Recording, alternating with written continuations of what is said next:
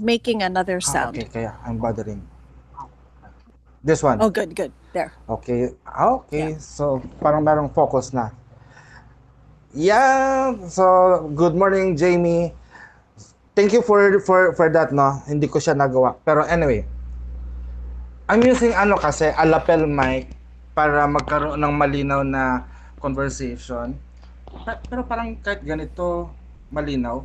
Do you, can you hear me? Kahit hindi ko na isabit. Yes. Kahit hindi ko nasabit, siguro dito ko na lang isasabit para yan. So even this one, I can be heard. Okay.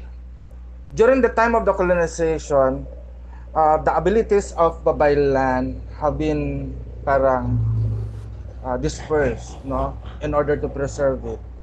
Some embrace the new religion, but some they pretend to be Christian, but they still practice the work of the Babaylan. So right now in the Mm-hmm. modern times, those practices we are trying to revive it.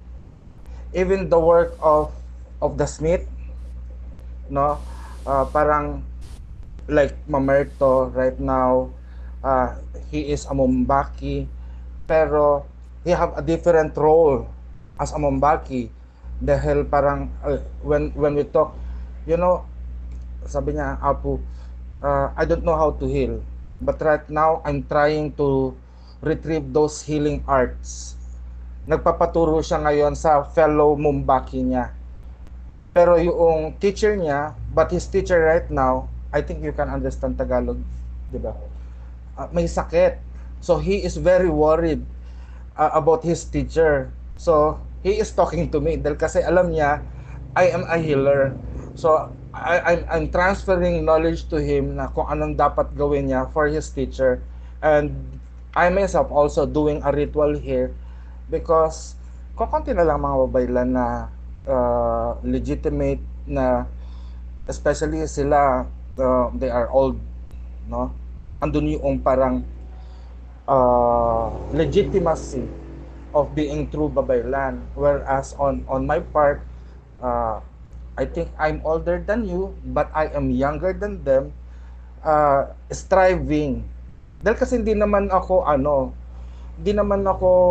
recognized as babaylan, although our lineage in the family, my grandfather is mananambal in Surigao del Norte, pero hindi siya ganun ka, what do you call this, ethnic na.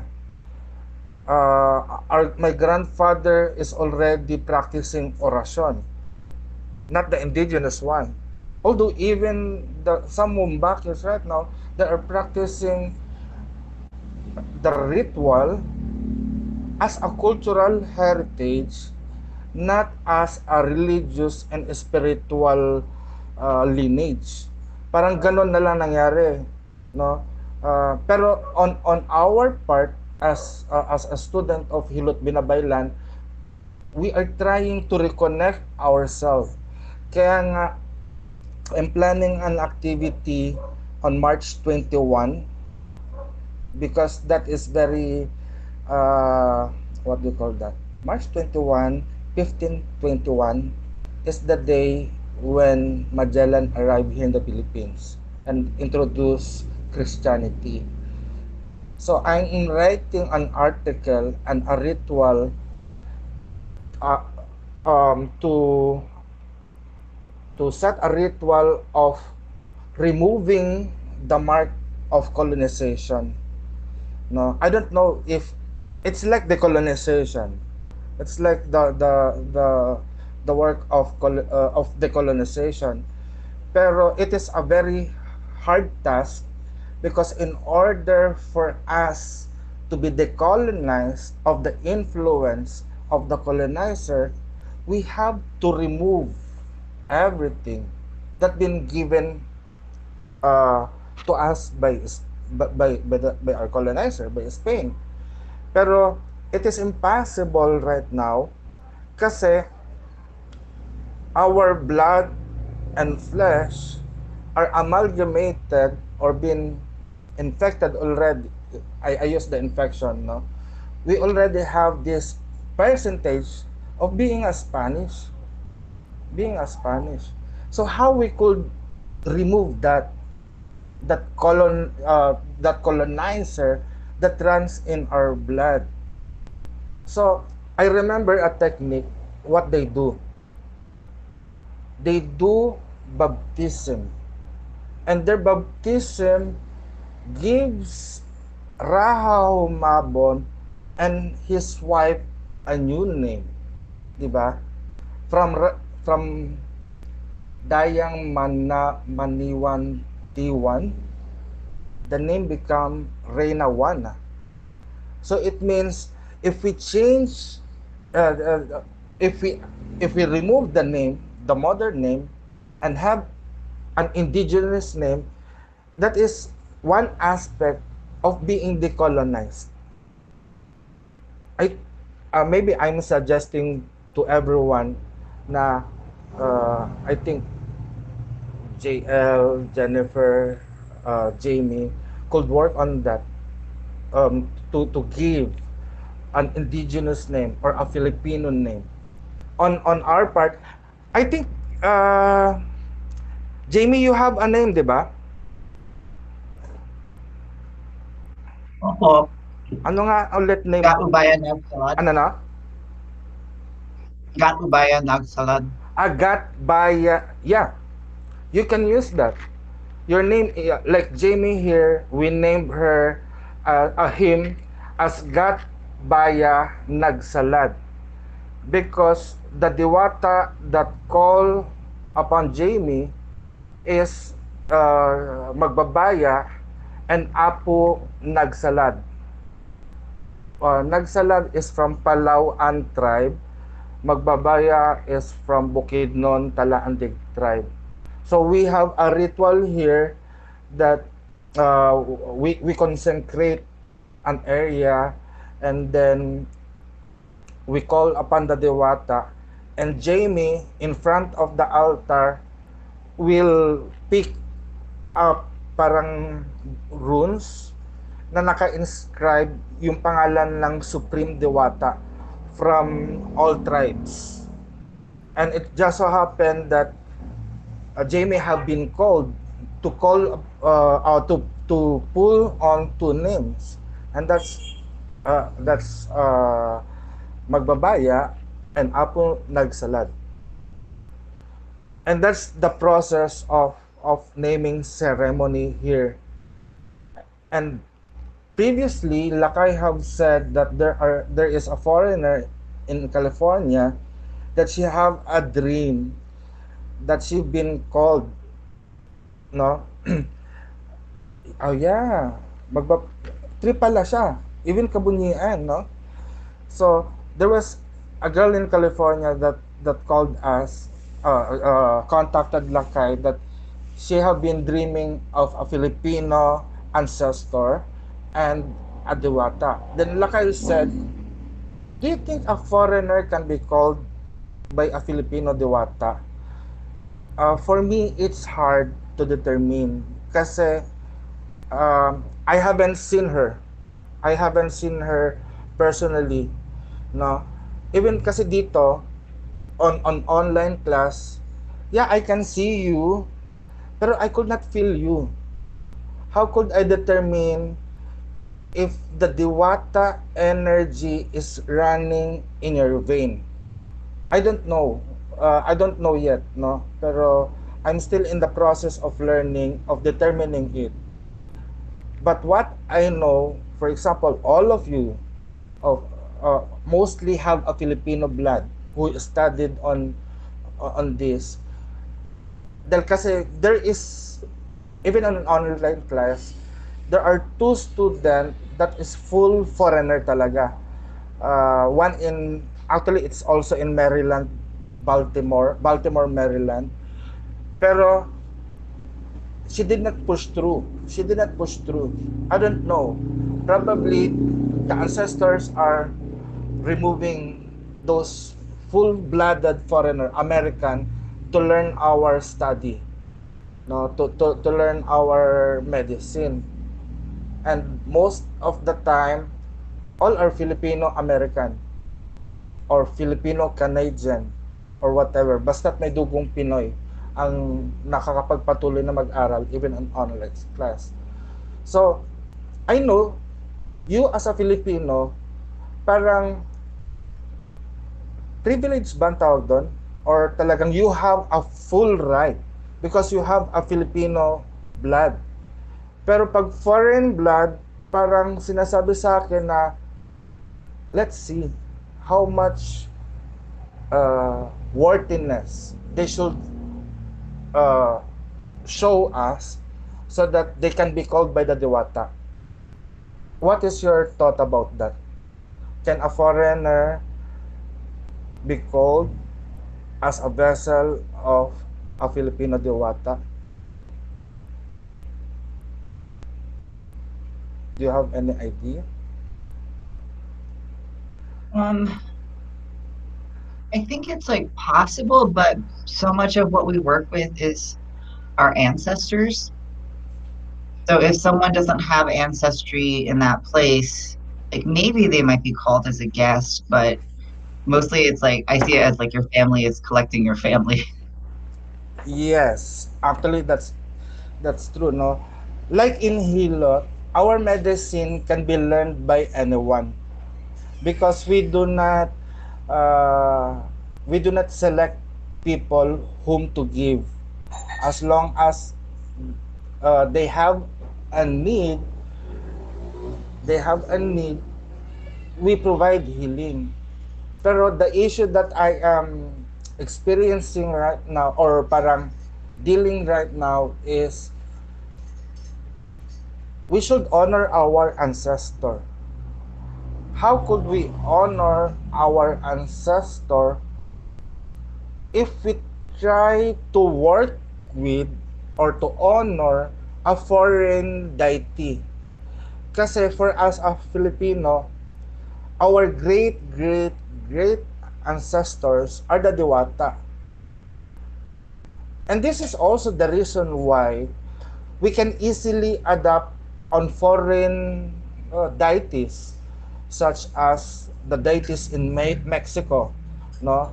The Santa Muerte, the Pombajira, the Eshu, the Santeria deities, the Loas, the Orishas, which also has an African blood. Because for us as a Filipino, during the colonization,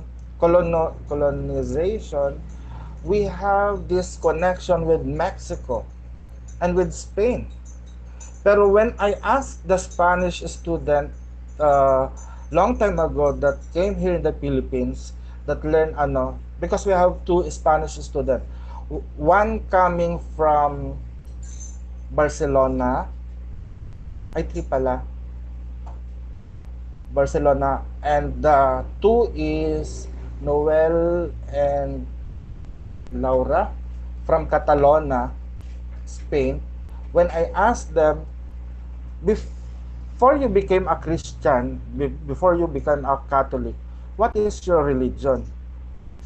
So they cannot answer. They cannot answer because they have lost their track of history. Even we have one French student and one French student, then Italian graduate. When I asked them, although Italian, we know they have this pagan deities, but the French also, they almost forgot who they are because of the 100 years, almost 1,000 years of warfare, of revolution. So their identity has been lost. So we as a Filipino are very blessed that we still have a memory of who we are through the Babaylan, through the Mumbaki, and even this one through Hilot and Baybayin and Kali or Arnis, diba? This is our only few of the artifacts, probably artifact that will remind us of the past. Pero in terms of evidence that the Filipino has their own spirituality, We are not like the Egyptian and the Greek that has a temple that could be seen even right now. Egypt has the pyramid, di ba? The Greek has their Colosseum and their ruins of temples, and on other countries there is even in America, di ba? Uh, sa Mexico merong mga Mayan temples and everything, but here in the Philippines, I think wala. We don't know, unless that we have a sacred mountains, we have sacred rivers and seas, but the temples na talagang with a foundation, we don't know if we have one, pero what is evident on what I'm learning through research is that every one of us as a Filipino, parang ano kasi familiar, 'di ba? We are known as a Filipino, we are known to have a strong family tie, no? And within that family, the elder served as the babaylan. And nowadays here in the Philippines and want to study magic, mysticism, they will always say, "Oh, my mother is a healer." They know how to say orasyon. And probably all of you has that story also, no? So if everyone has a babaylan, all of us have a divine lineage from the Diwata. If we, but the question now is either we become an inclusive or exclusive path to welcome a foreigner to be with us. Pero in Hilot, like what I've said, as much as possible, we want to be inclusive, no? Pero the difficulty for a foreigner is if they are going to work with the Filipino deity, they might bypass their own ancestry. That's why me and Lakay are talking about that, of making way. Probably we could share the technique, pero on working with a specific diwata, I think the diwata should be for those who have Filipino blood.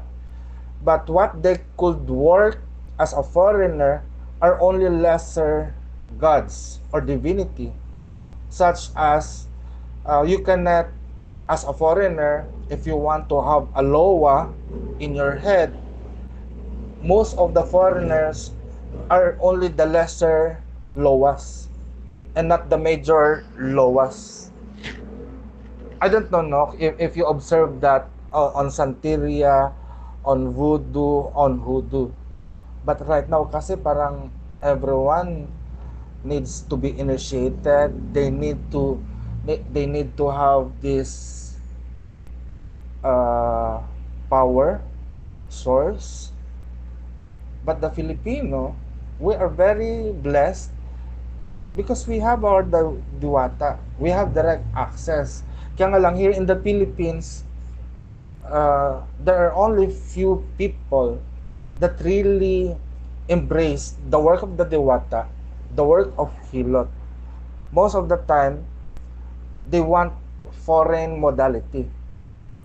And probably this is the reason why I am accepting foreigner, oh no, Phil-Am. Kasi you have your important job there to popularize this so that Filipino here will recognize that Hilot is very in demand and very important to the Western country.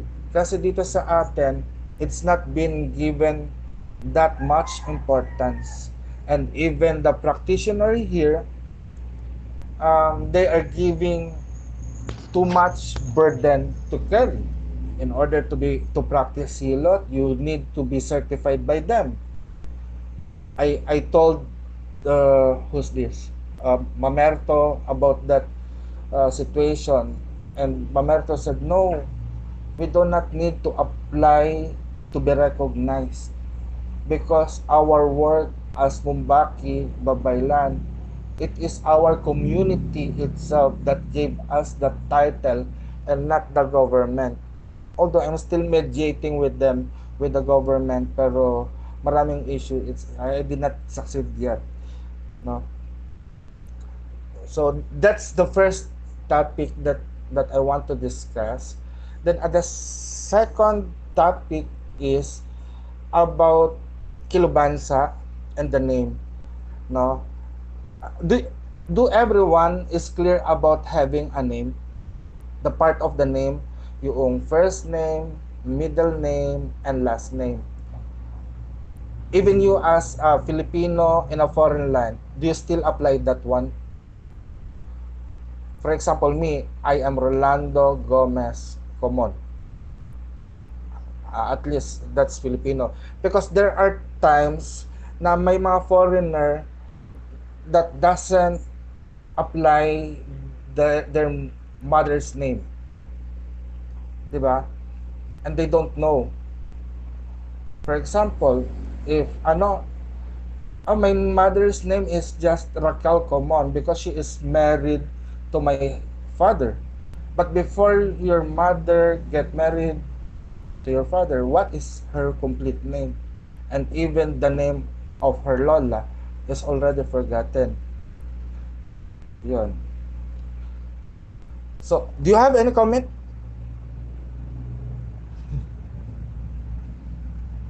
I had earlier for the other discussion we were talking about Apu, Sige, sige.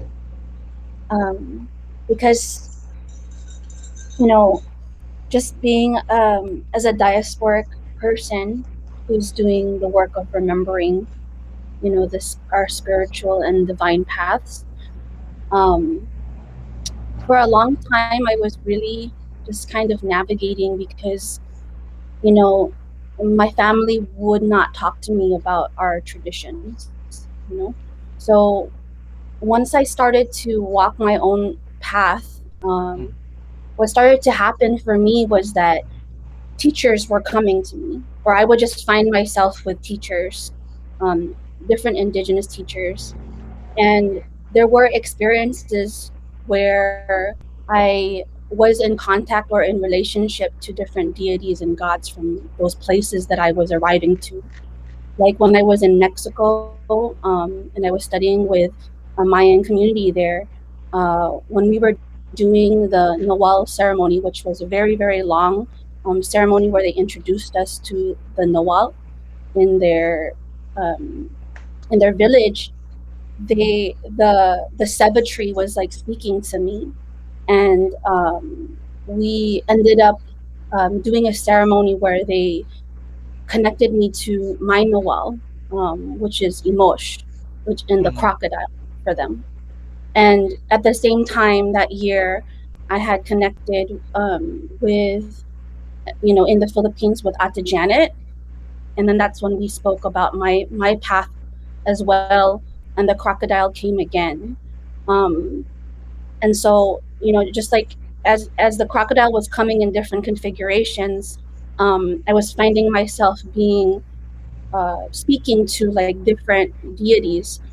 Jen and I have also had some experiences where that has happened, where we were in presence with one another. Certain symbols or things would lead us to being called to some land, and it would just happen. Like we ended up in New Mexico at one point in relationship to some of the spirits that were there, um, and I've had those experiences many times in my walk, and there was always the question of, am I allowed to do this? Am I allowed to speak to them? But in the different moments I've been given permission by those people to be in connection to, and at the same time was told that I had the responsibility to be in relationship to those. Um, One of the things that keeps me really grounded in it, I was born and raised in Hawaii. I don't often I'm working on remembering all the things that I've learned. But in Hawaii, we have like this thing called piko, and I was reminded of it from my hula teacher, like recently. But I don't know if you know this, Apple, but we talk about piko. Piko is like the translation is like the belly button or like the umbilical cord that's connected to your mother. Mhm. But in Hawaiian tradition, Piko has 3 points. There are 3 points in your physical body that connect you to your genealogy. Uh, the belly button itself is one place of Piko, is Piko O, and Piko O is like your connection to your actual ancestral lineage, like what Jamie was talking about. That it connects you directly to your mother and their mother's mother and their mother's mother, and then all of those in the earthly world that connect to you.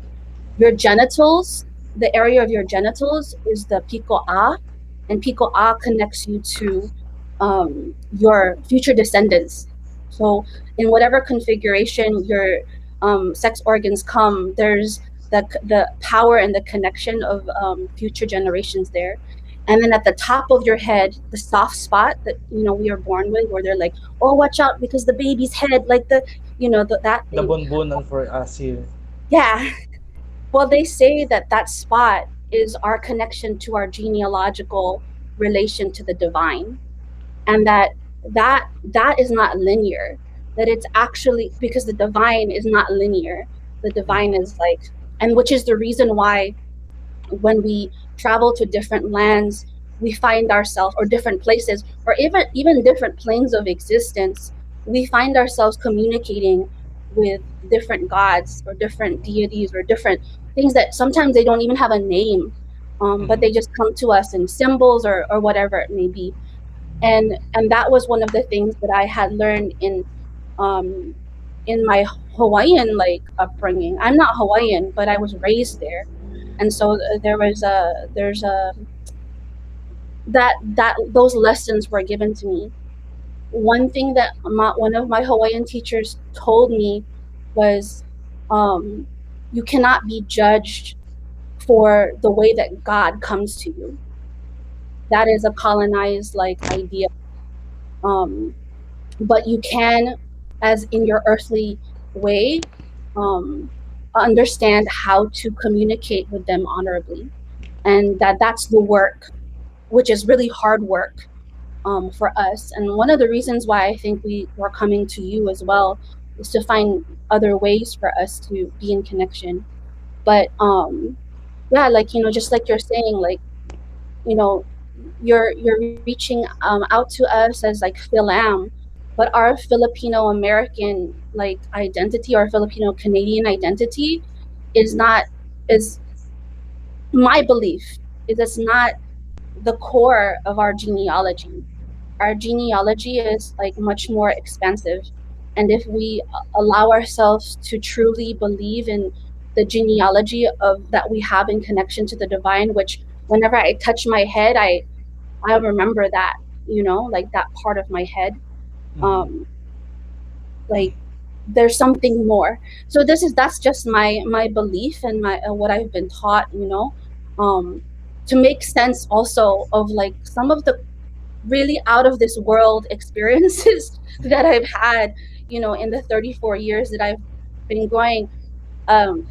Like in Mexico when I was there, I wasn't even going to like do spiritual work. I was there for a theater thing, and I was directing a group who was doing a play about the end of the world, and so they were like referencing the Mayan calendar, and they wanted to do some research. So we went and we found like we just so happened to meet this Mayan community there. We lived with them for a week and exchanged with their children. And during that time, they made us go through lots of ceremonies in order for us to be with them. And then I was getting possessed, and things were happening to me that never happened to me before. And these people who were traveling with me that were like actors were like, "What the hell is wrong with this woman? Like, is she?" They were scared of me. They didn't know. I didn't know who to talk to, and so I was just talking to the people and our guide during that time. And they did a whole ceremony with me where they threw me in the ocean, which I'm afraid of the ocean. So it's just like these types of things, like I feel like sometimes can be unexplainable for us. And um I want to be honorable in like the earthly world, and at the same time sometimes I feel like there are a lot of folks who create limitations around that.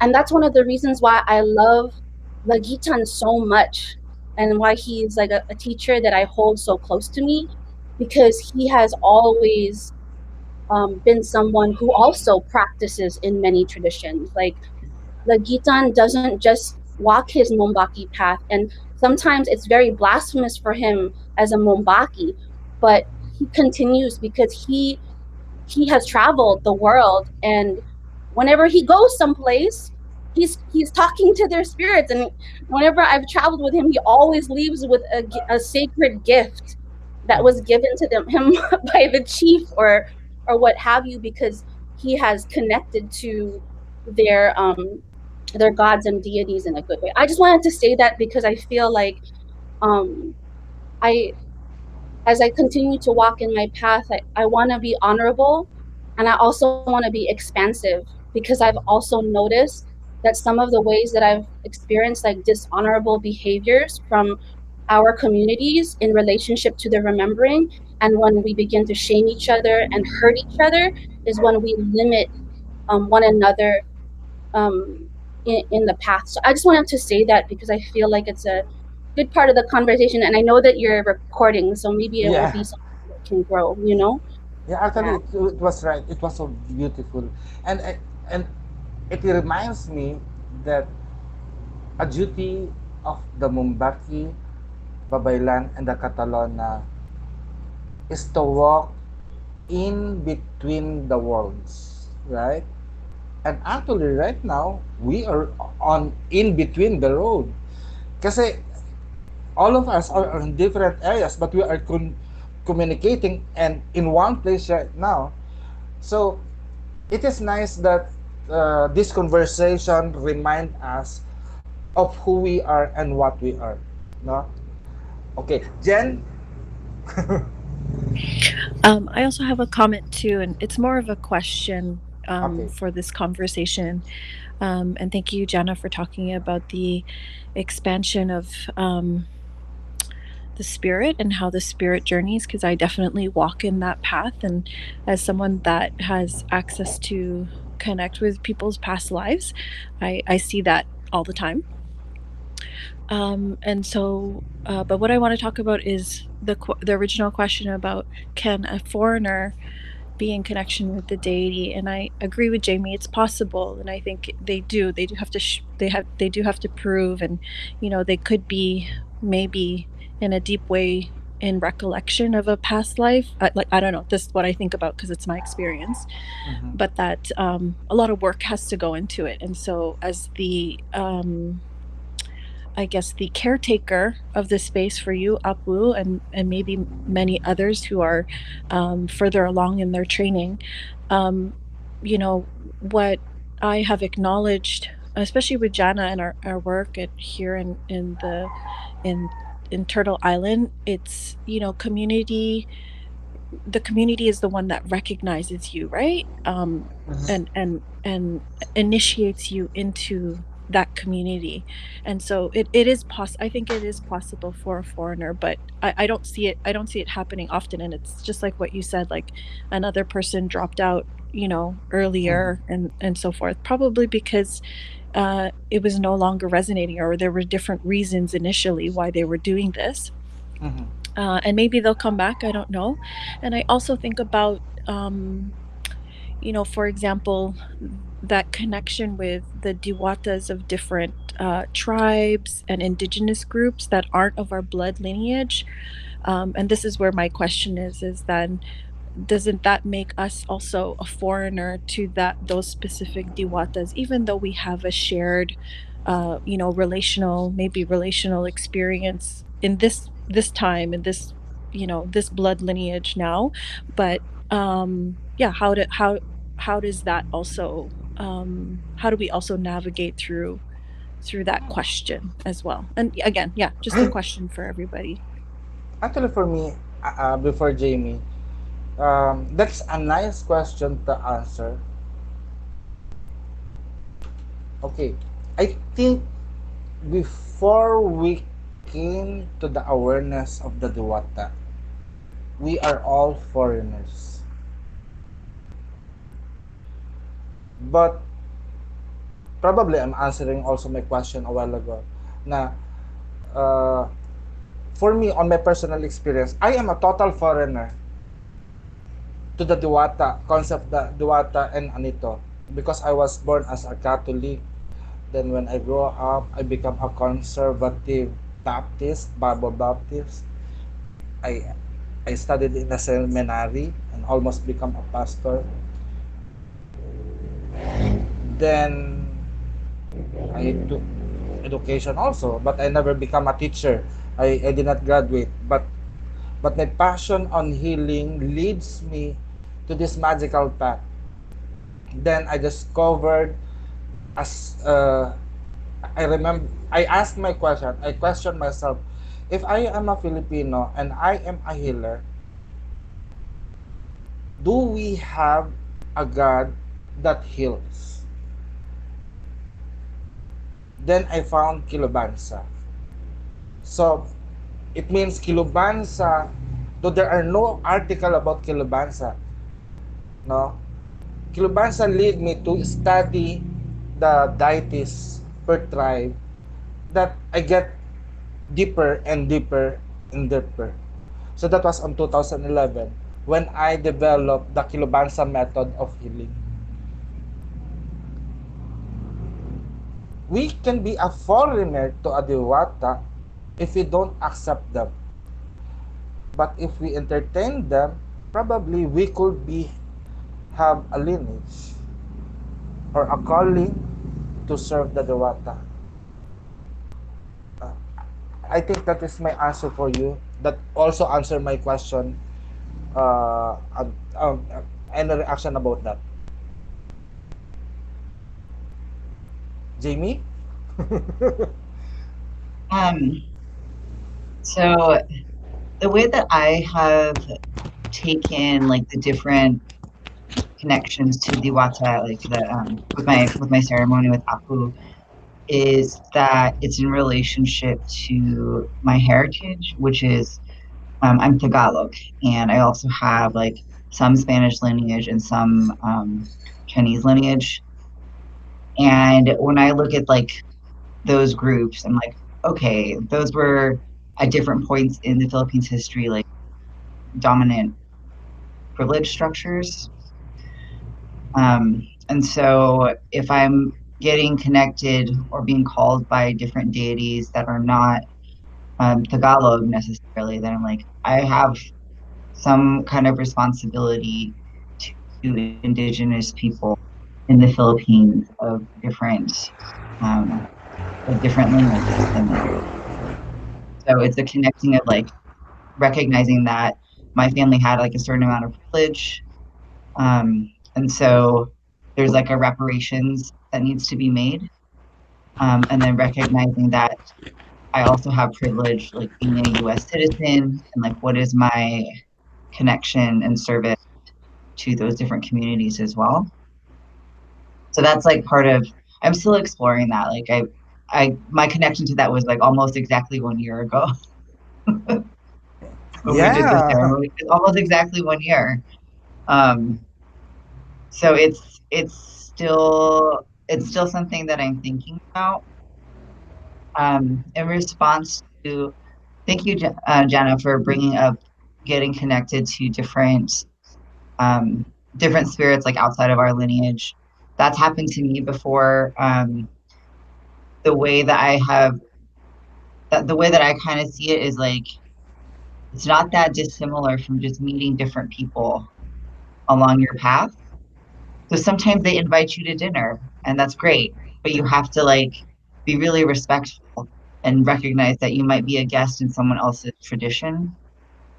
And they might give you gifts, and that's also great, but then you have to also have discernment of how you use that gift, or not you should be publicly representing someone else's culture is like a different conversation.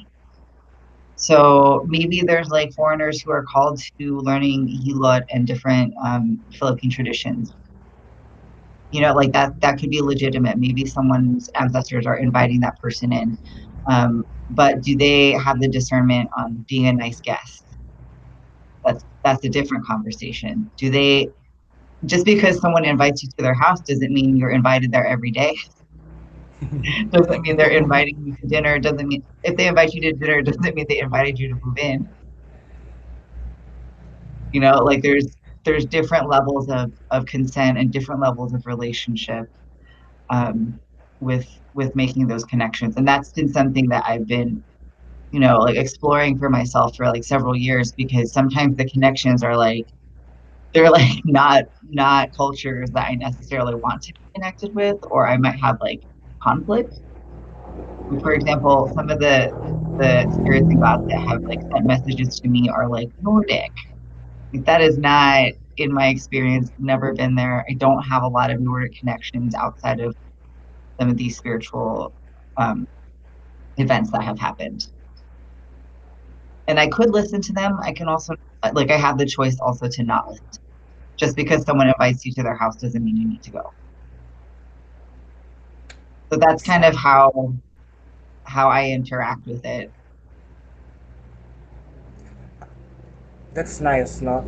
Actually, it is true. Parang on how to reconcile myself to that idea, I'm studying the behavior of our ancestors, how they accepted, for example, the issue of is he not a real Filipino tradition?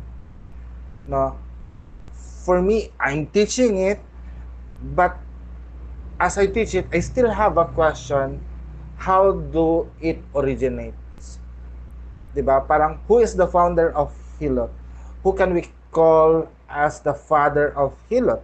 Such as on Swedish massage, we have Henry Pierre Ling, and on some other, even Ayurveda, they determine who is the founder of Ayurveda, 'di ba? But for us, wala. When I search on books, on libraries, I found out that before the before Christianity or Islam, there is the Majapahit and Srivijaya Empire, no? And prior to that, Filipinos are making trade to different countries like China, India, Persia, etc., etc. No? And even during the colonial period, the Mexico and Spain are being highlighted. No? But how do the Filipino accept those foreigner? They befriend them. They welcome them. That's why um, the Agusan Golden Tara, it was now in Chicago Natural Museum, di ba?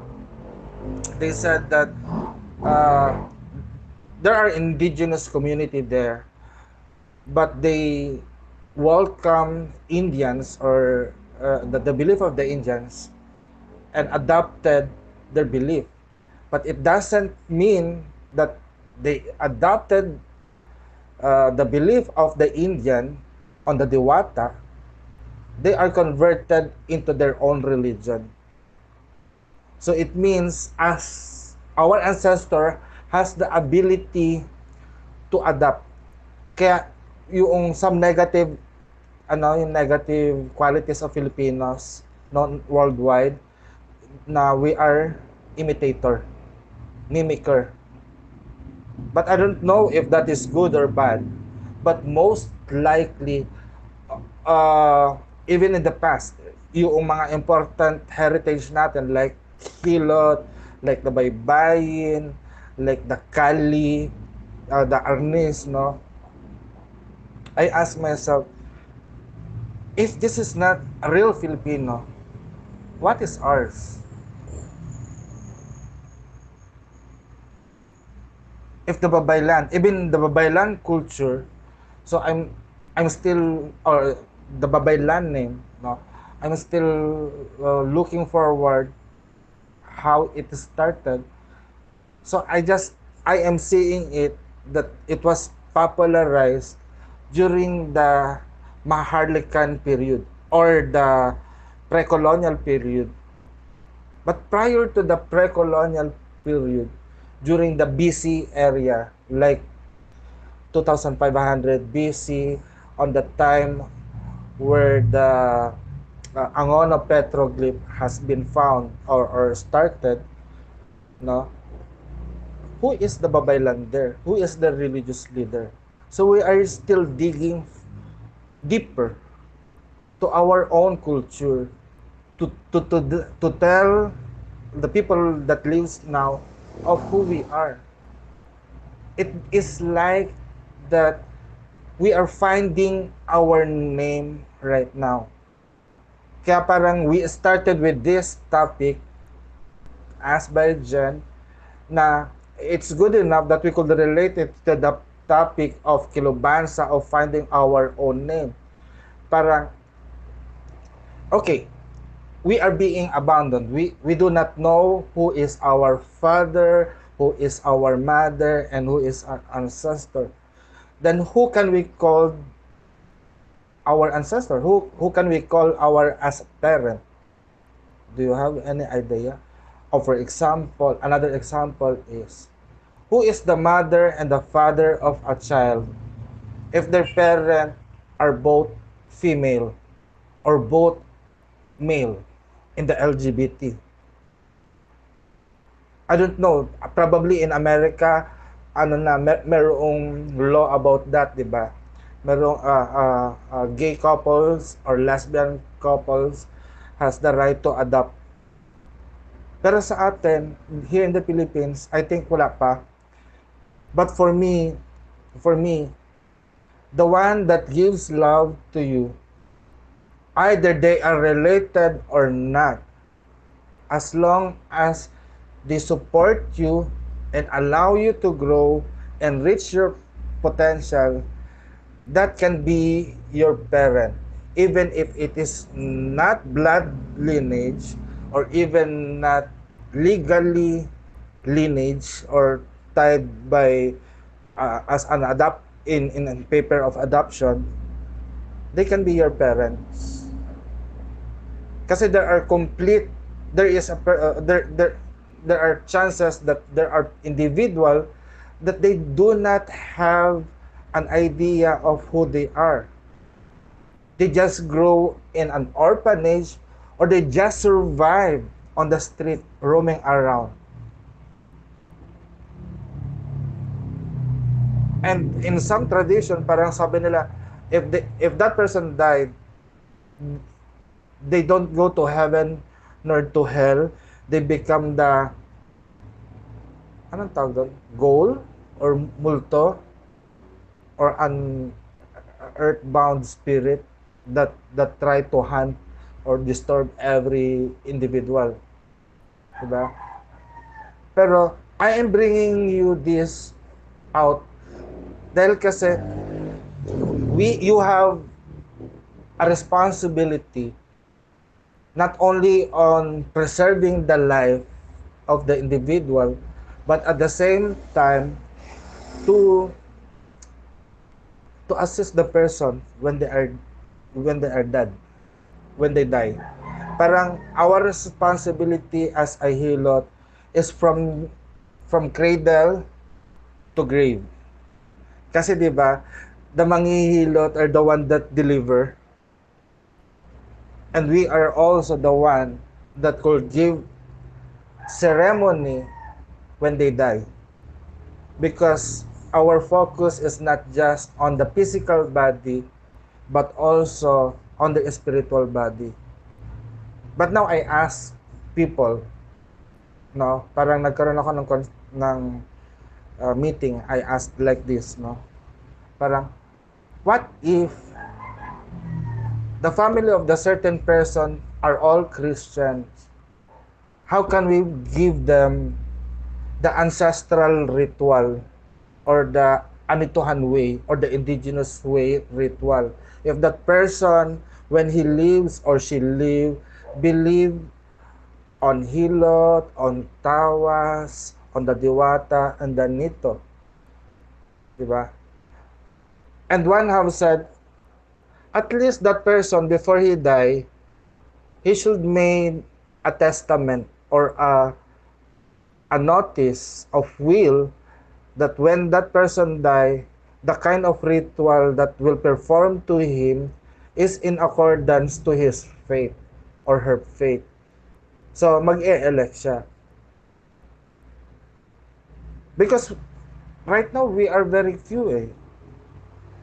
We are, our practices are not known.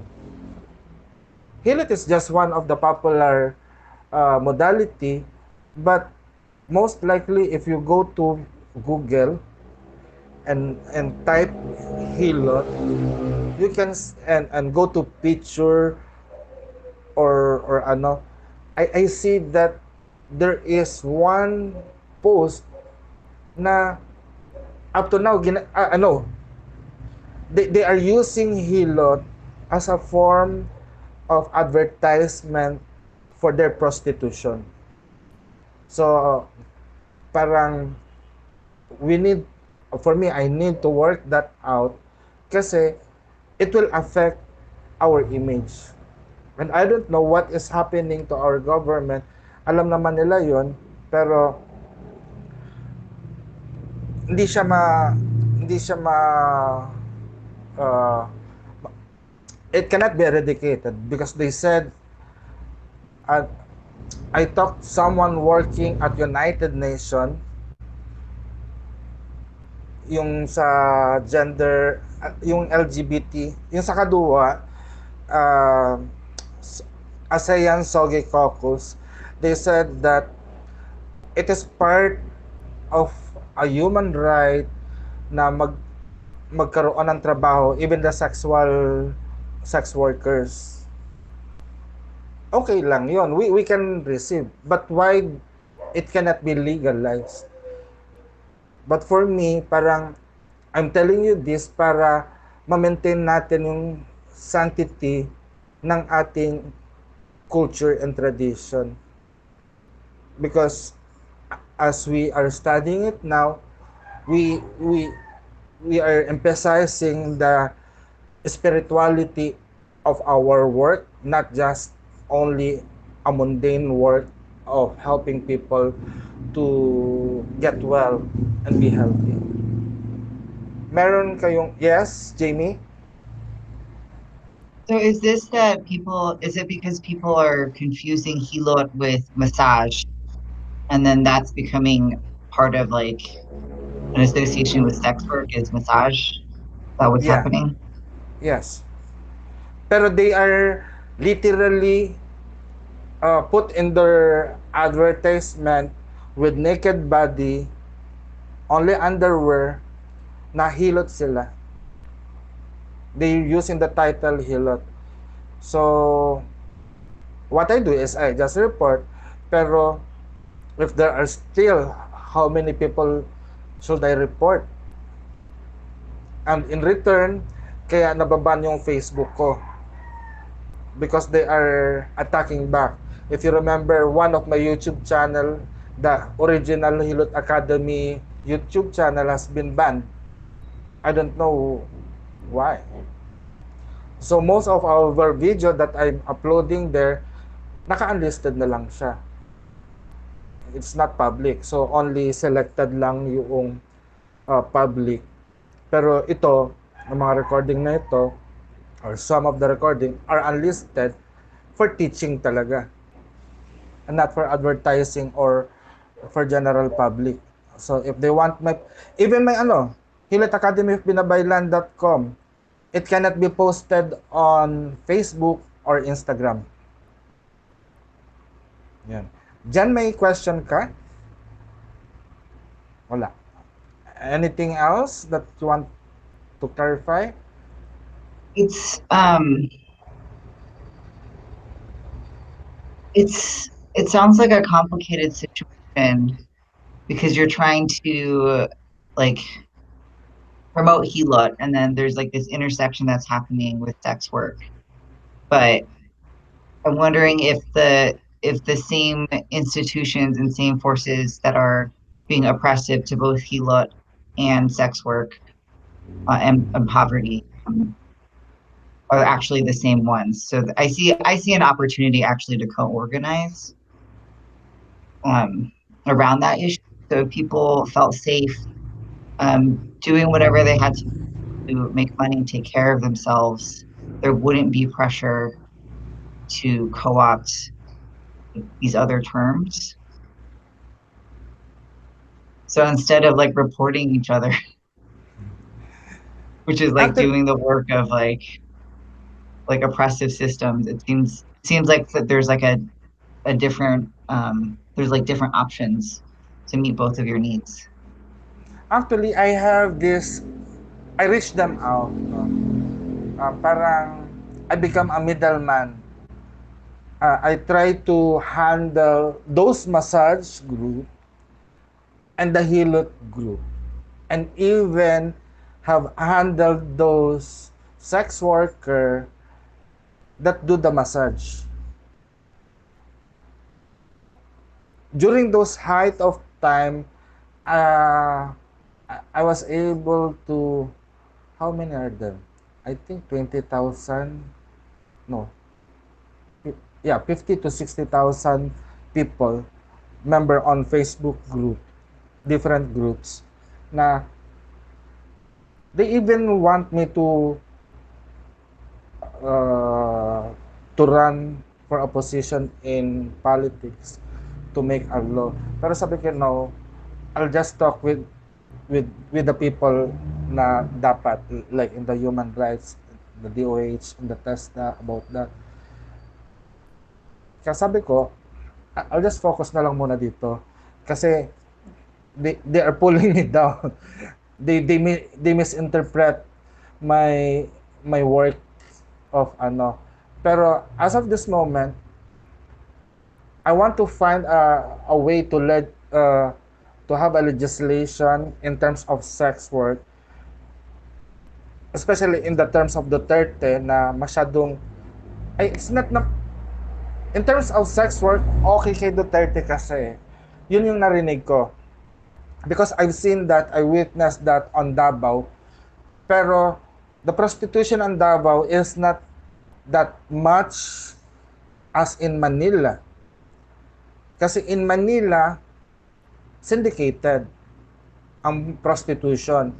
Kaya some of them hide in the massage profession, no? Pero yung the legitimate or the clean massage group naapektuhan din because of the money and the income that they are earning uh, through uh, through their profession of massage. And the least that been not cared by the government is the practitioner of Hilot. Because many spa are claiming to provide Hilot, but their Hilot is just a form of massage. The one that we are teaching is different from what they are applying on their spa. Even on Babiano Fajardo's Hilot, which is very good, pero pag na-convert into spa, it's just an ordinary massage. So the knowledge of Hilot for the Filipino is the same with massage, and some people know that Hilot is becoming popular because of the Department of Tourism, NCCA, Department of Health, that they said, okay, we legalize the Hilot. So some are using the term that they are manghihilot, but they are still doing extra service. So that's, I don't know how we could solve that one.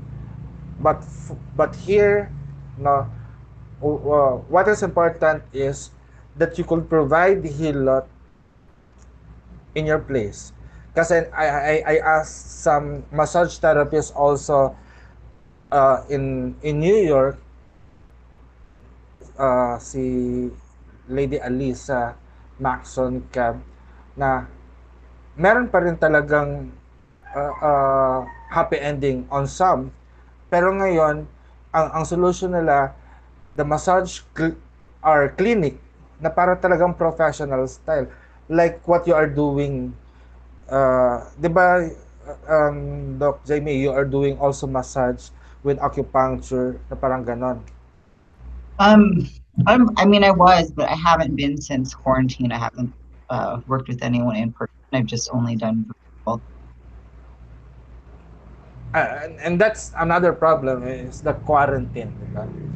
But anyway, I hope that this message of the ancestor, the spirit working, and building of our name gives clarification to you on your work being a manghihilot.